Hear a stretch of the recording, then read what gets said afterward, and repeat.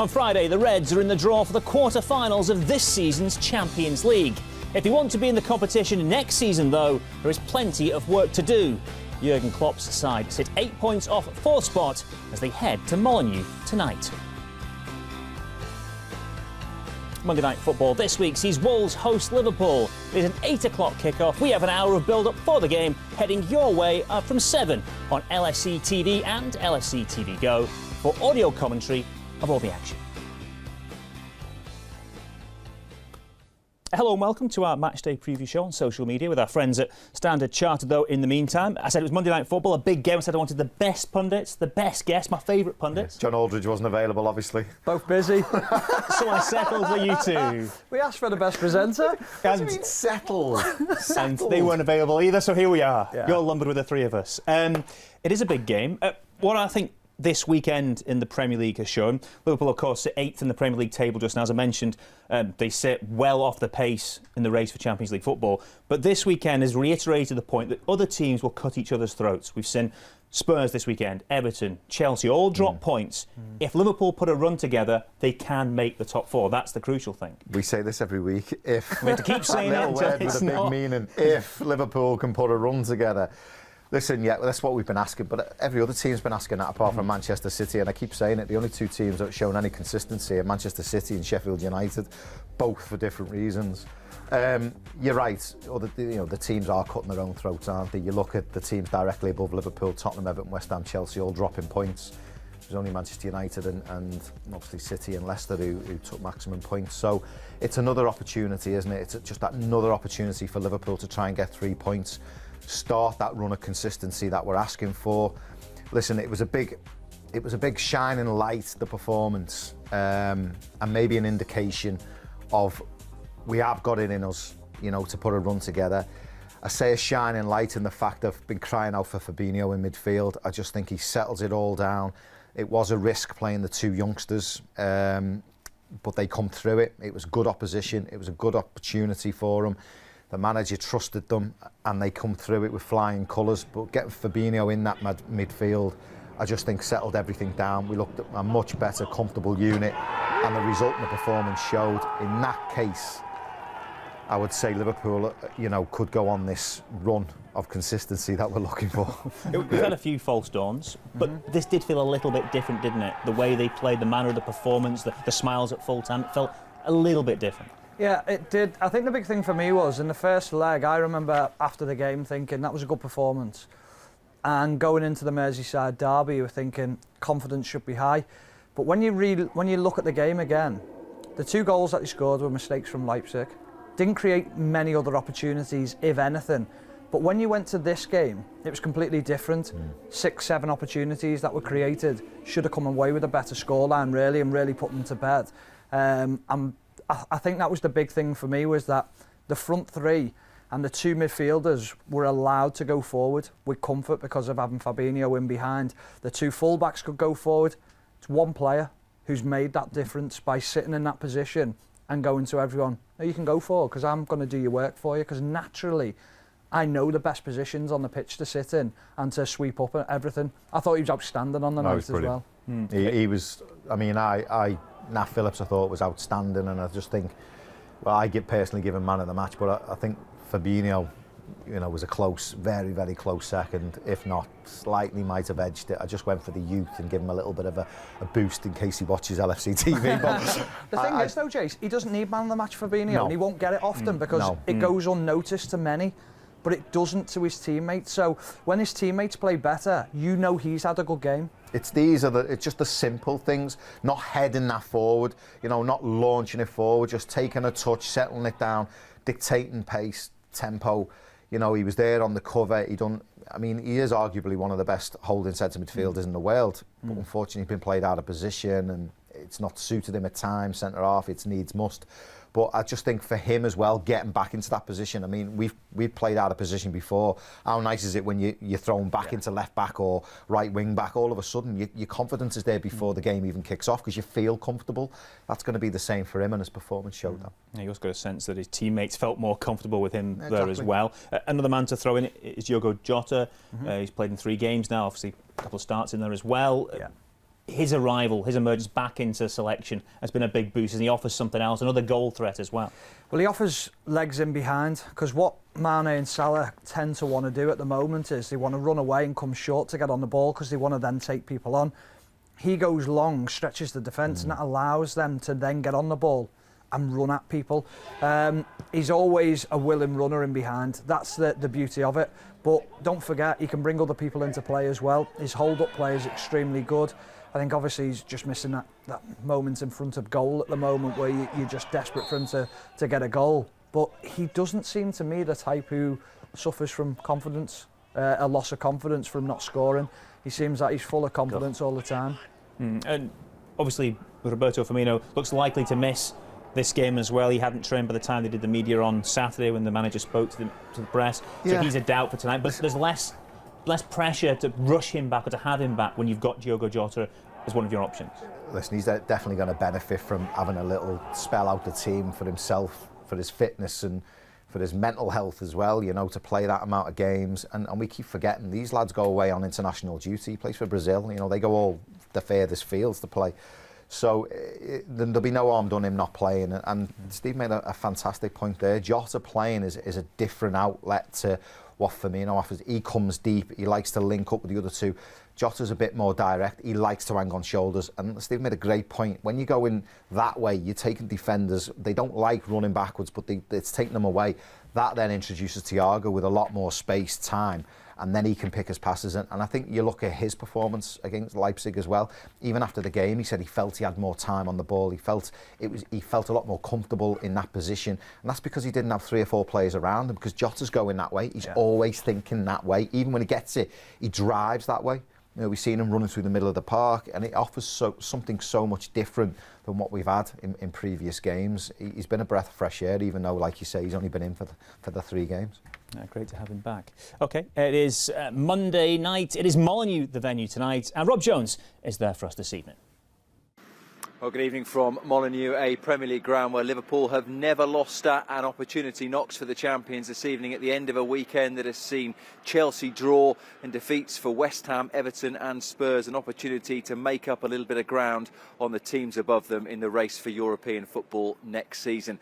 And there may be some similarities between Liverpool and Wolves over the course of this campaign, remarkably consistent over the last couple of years. Both have fallen off those standards so far this season, and both would point to the absence of key players into reasons why that's happened. Willy Boly has missed 12 games for Wolves over the course of the season. Daniel Podence 10, but the real key is that Raul Jimenez, their top scorer from last season, hasn't played since the end of November following that sickening clash of heads with David Luiz at the Emirates, with left him with a fractured skull. And Wolves have maybe struggled for goals in his absence in the Premier League. Pedro Neto and Ruben Neves, their 2 top scorers, with just 5 league goals apiece this season. But both clubs will also feel they can still finish the season strongly. Liverpool and also Wolves, who have games now at home against Liverpool and West Ham, and then after that 5 of the bottom 6. For Liverpool, it's all about building and momentum on the Champions League victory over RB Leipzig last week. Something to really build on in the last 10 league games for Jürgen Klopp and his team.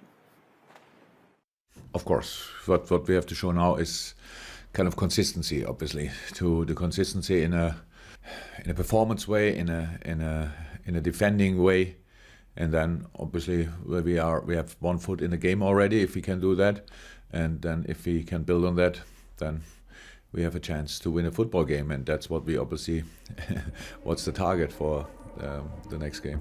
The quality, the talent, and the achievements that the club, Jürgen, and those players have done is amazing. And we're gonna face a very talented squad, a very good team of football with a fantastic approach and idea on the game. So, like I say, every team, and not every team, everyone in life has ups and downs. It's how you react from it, how you go through that I consider is important. And Liverpool, huge admiration.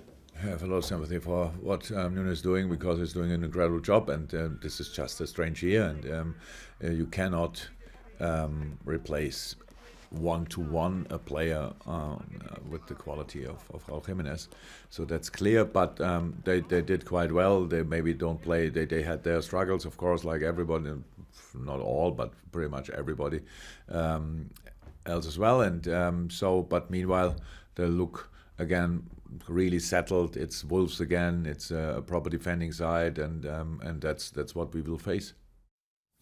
Yeah, a difficult season for both these clubs then, as Rob was alluding to. Wolves find themselves in the bottom half of the table, 13th, hit the heights the last couple of campaigns. They've done well in Europe. They've been a really attractive side to watch, some really good players to watch, but the wheels have come off a little bit like Liverpool this campaign. As Rob alluded to, there are justifiable reasons for that, the loss of key players at difficult times. There is. I think there's been a change in personnel in the wing-back positions as well. I think when you look at losing Doherty, I think he was a key player. Johnny's back now, but missed large parts of the season. Then there's been inconsistencies. Adama Traore hasn't played well this season, flattered to deceive a lot of the time. The obvious one's Raúl Jiménez. He's been a key player, but it just hasn't functioned for them the same, the system that they've played in, and that's been the key problem this season. Players have obviously underperformed as well, but they were a team who went deep into the season last year, had a small break in the summer, and that will have affected them physically. Also similar to Liverpool in terms of that workload as well. They've had to have a long season last season. The system's interesting, a bit like Liverpool as well. Like the manager at times did tweak it. He was so rigid playing 3 at the back. They had a spell where they went to 4 for a few games.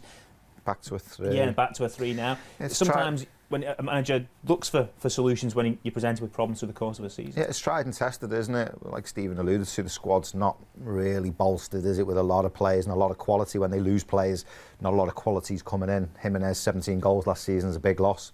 At the end of the day, goals pay the rent. If you look at, Neves and Neto, 5 goals they've got between them this season. They brought the lad in, Jose, is it? He's 8 games, no goals. That's the problem. They don't score enough goals defensively. They're as good as anyone, and they can be on their day.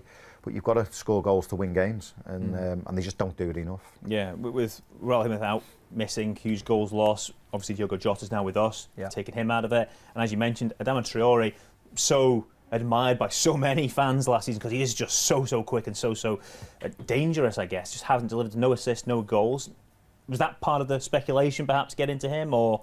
Possibly. Players figuring him out as well, how to defend against him, nullify the pace that he's got, stop the ball going out to him. It's not just one person that deals with him, it's a whole team, a collective effort. Make sure that you force them a certain way, don't let that pass happen, don't let him get you in a 1v1 situation. Make sure you've got a defender on the cover so he can't push it down the line and run 50, 60 yards. They're all little things. Clever players work that out very quickly though, and they believe that they can find a different way of producing the goods. He hasn't done it for me though. Overhyped a little bit last season. I've played against him and know what he's like as a player. Can be a little bit of a one-trick pony, if you like. Wants to drop that shoulder and push it as far down the line as he can. Can be easy to defend against. I just wondered tonight for Liverpool, is it being aware of what he could do, but also you've got to be aware of Neto, who's perhaps been one of the better players this season, 5 Premier League assists. He's looked dangerous at times, had a goal chalked off obviously at Anfield last season. Guys that they need to be wary of, albeit they aren't scoring freely as a team at the moment. I'm a big fan of Neto. I think he's, left-footed, good player, can be direct. He's got a trick in his book. I said to Stephen off air before, do you think Liverpool were looking at him as well as, when they were looking at Jota? Because I think they're quite similar. I think Jota maybe's got a bit more in his locker, he's a bit more physical. But this lad can play. He's dangerous. When he gets on the ball, he can put a cross in. Like you see, he's got 2 good feet. I think he's left foot predominantly, but he's got a goal in his locker as well. Not enough for me, but he's in a side that don't really create a lot of chances. But yeah, they have got quality all over the pitch, and if they get into a rhythm, then they can hurt you. But it has been a lucky team that Liverpool play against. I think it was last time we played 4-0, was it? And we had fans in the ground. It was a big lift, wasn't it, for us? We played the occasion as well, and we looked all right. But it's a much more level playing field there with no fans, and although Liverpool have been quite good away from home rather than at home, haven't they? A big drop off for Wolves, as we touched upon, but I guess no pressure on the manager, relatively speaking, because of what he's done there previously. He was much hyped, much talked about last season, much like Jürgen. Within the industry, within the media, probably not. I think he's almost untouchable because of what he has done the last couple of years. Speak to Wolves fans, they'll say the opposite. They'll say they're disappointed with the quality that the team are showing this year, and that's down to the manager to get the best out of them. I think they obviously, I mean, what would you put it down to? But the starts in the first half, it's almost like, right, we'll go out and we camp a little bit and we'll just make sure that we go in at half-time 0-0, and then we explode out the traps in the second half. That's the game plan every single game, and it frustrates Wolves fans. You ask Wolves fans, there's a few who are saying perhaps it's time for a change.